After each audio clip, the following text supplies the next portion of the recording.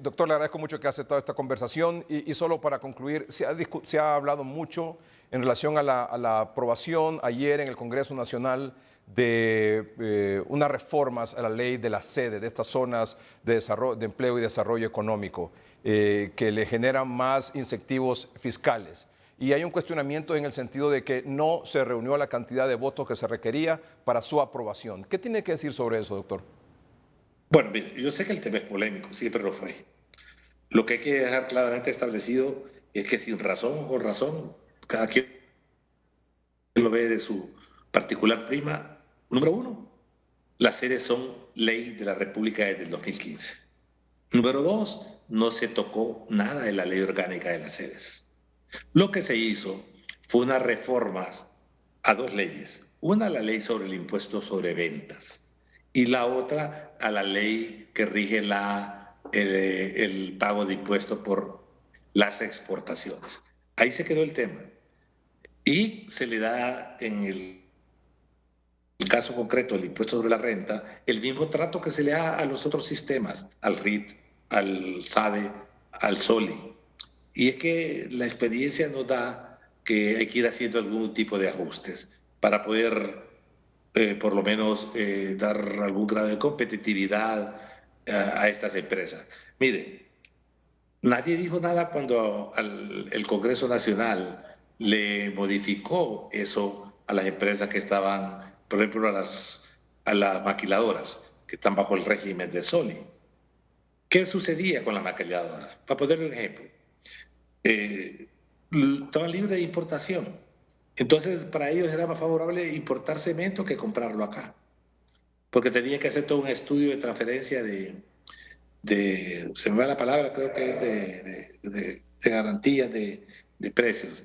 Entonces, el estudio les costaba $300,000 anuales para poder equipararlo. Entonces, si yo voy y compro una ferretería cemento en Puerto Cortés y tengo una maquila, me sale más caro que importarlo, entonces mejor importo. Las cementeras hondureñas venden menos. Entonces, en paralelo, si ellas pudieran venderlo sin impuestos sobre venta, le damos sustentabilidad al empresario hondureño o a la empresa que esté en Honduras, puede generar más empleo, genera más circulante y ganamos nosotros por el impuesto sobre ventas en otro sector de la sociedad, darle mayor poder adquisitivo y al generar el crecimiento de la empresa. Ese fue el razonamiento. Entonces, nunca se tocó la ley de sedes.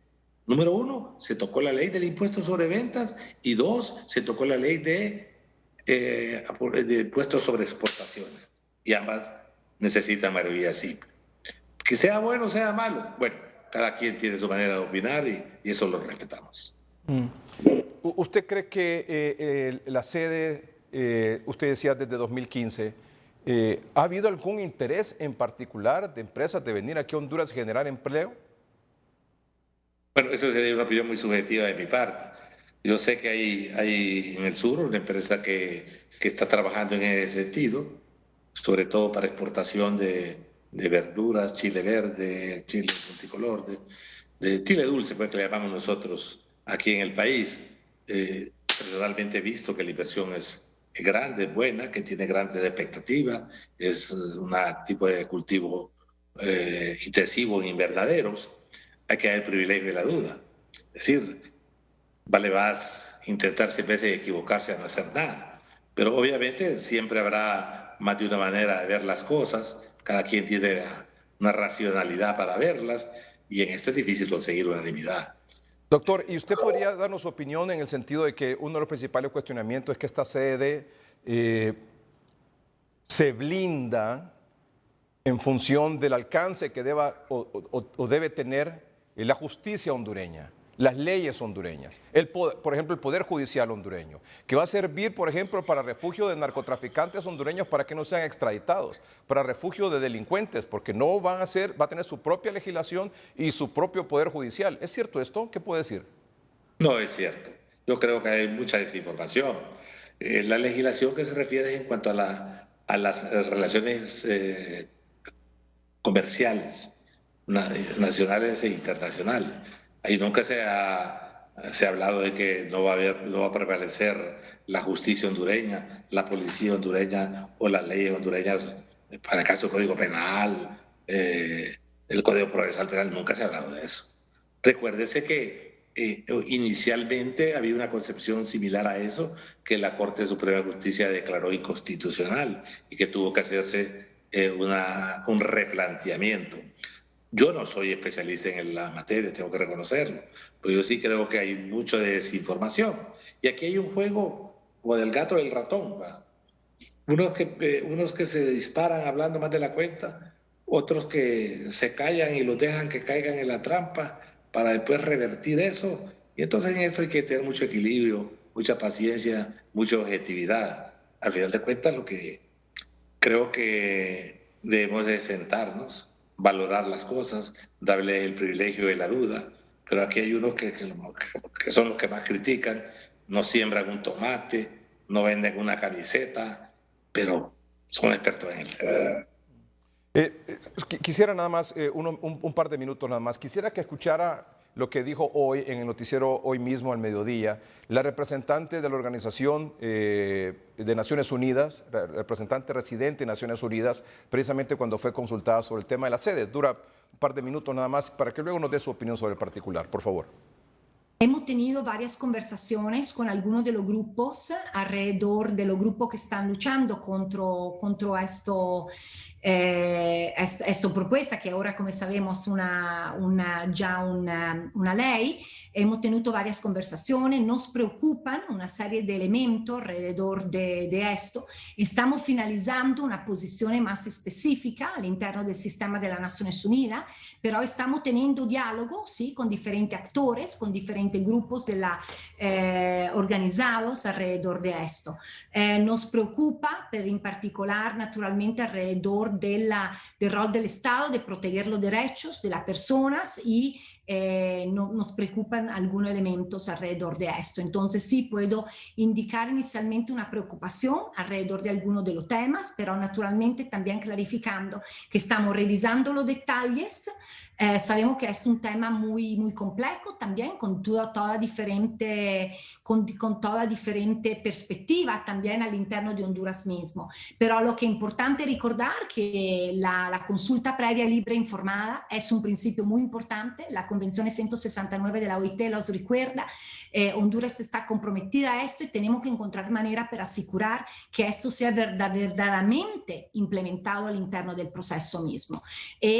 Nos preocupa naturalmente que la población más impactada no sea integrada al interno también de este debate, de estas decisiones. Entonces, allá otra vez llamando naturalmente alrededor de los principios de derechos humanos, de consulta previa, libre e informada, y como digo, estamos revisando internamente para tener una posición más específica alrededor también de lo que se aprobó ayer en el Congreso, que acabamos de ver los detalles específicos en ese sentido.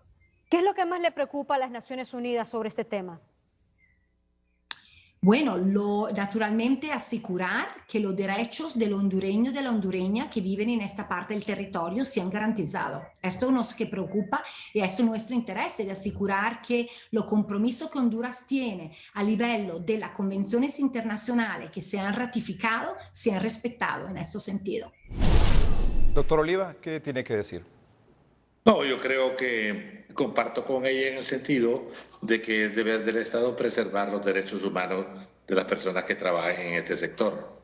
Yo he platicado mucho con Alice Shackelford y algo sí tiene claro ella es lo siguiente, que podemos recibir cualquier tipo de sugerencia, ilustraciones, pero que todas estas decisiones están en el marco de la soberanía hondureña.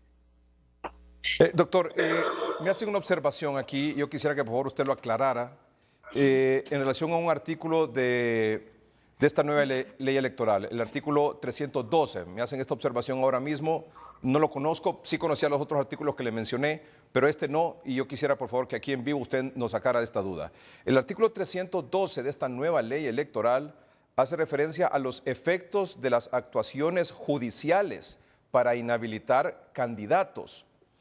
Y el artículo 312 dice lo siguiente: las actuaciones judiciales, es decir, un requerimiento fiscal, por ejemplo, del Ministerio Público, contra cualquier candidato a cargo de elección popular, desde la fecha de su inscripción hasta la declaratoria de las elecciones respectivas no surten efecto de inhabilitación, salvo si ésta fuese el objeto principal de la pretensión y recayere sentencia firme condenatoria al efecto o resultasen de la comisión de un delito o la violación de la Constitución de la República.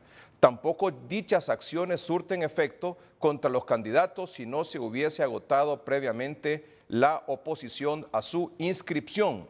Es decir, esto se interpreta como que no se puede acusar a ningún candidato a cargo de elección popular en este periodo antes de las elecciones. No, por lo menos como yo lo entiendo, es que no puede ser inhabilitado de tal aspiración mientras no exista sentencia firme. Mire, yo sé que usted es mucho más joven que yo y en un tiempo se usaba ese estilo en la política de Honduras, en los años 60, en los años 70. Alguien que decía candidato decía, usaban el término coloquial, hay que procesarlo, decía. Se levantaba cualquier tipo de pretexto, difamación, cualquier delito. Entonces, como estaba, se le abría un proceso judicial que en aquel tiempo era inquisitivo. O sea, uno tendría que demostrar que tenía 7 días para demostrar que era inocente, o por lo menos que había indicios racionales de inocencia, era motivo de inhabilitación política. Ahora, muchos políticos es objeto de algún tipo de señalamiento mediático o algo por el estilo. Entonces, ahí dice que si es evidente y hay suficiente sustentación, eso no impide que el proceso se dé. Lo que no puede ser es inhabilitado del cargo mientras no haya sentencia firme o evidencia de un juez de suspenderle sus garantías. Vamos a ver, dice, la elección popular, las actuaciones judiciales contra cualquier candidato a cargo de elección popular desde la fecha de su inscripción hasta la declaratoria de las elecciones respectivas no surten efecto de inhabilitación, salvo si ésta fuese el objeto principal de la pretensión y recayere sentencia firme condenatoria al efecto o resultasen de la comisión de un delito o la violación de la Constitución de la República. Es decir, por ejemplo, algún candidato a cargo de elección popular no puede ser acusado por lavado de activos, o puede ser acusado de lavado de activos, o puede ser acusado de narcotráfico, por ejemplo, y sin embargo no queda inhabilitado sino hasta que tenga una sentencia condenatoria firme. Yo lo entendería así. Como le digo, no soy experto en la materia, pero creo que el objeto del legislador, el motivo del legislador aquí es precisamente el que alguien amparado en ese hecho tenga como fin fundamental impedir la participación del candidato, aunque este fuese inocente. ¿Y si no lo fuese? Pues la ley lo contempla claro.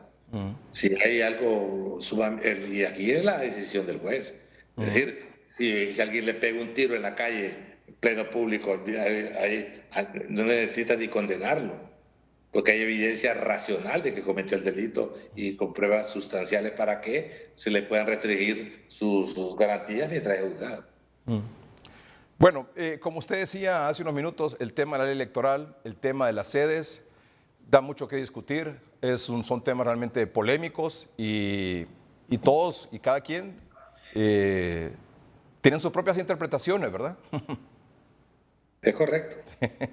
Porque hay quienes pueden interpretar este artículo diferente a usted, sino que lo pueden interpretar como una protección a una persona que comete un delito y que si no tiene sentencia condenatoria firme puede estar acusado ahí y sin embargo puede llegar a ser presidente, ¿correcto?